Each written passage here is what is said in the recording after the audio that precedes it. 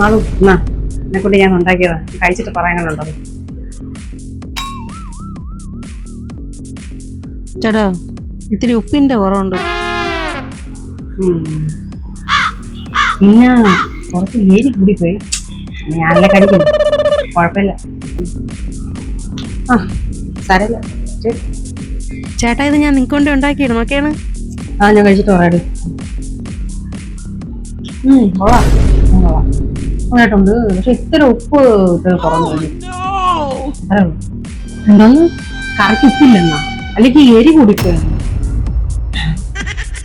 നിങ്ങളാൾ കൊള്ളാല്ലേ, എത്ര മണിക്കൂറുണ്ട് ഈ പാടുവിട്ട് ആ കടുക്കള കിടന്ന് ഉണ്ടാക്കിയാണെന്ന് നിങ്ങൾക്ക് അറിയാമോ? അപ്പൊ ഈ മക്കളെ ഇട്ടിട്ട് ഞാൻ വേദിക്കുന്നത്, ഞാൻ മണ്ടി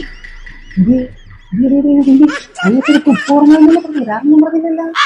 ഒരു കാര്യം ചെയ്യും, നാളെ തൊട്ട് നിങ്ങൾ ഹോട്ടലിൽ നിന്ന് ഫുഡ്.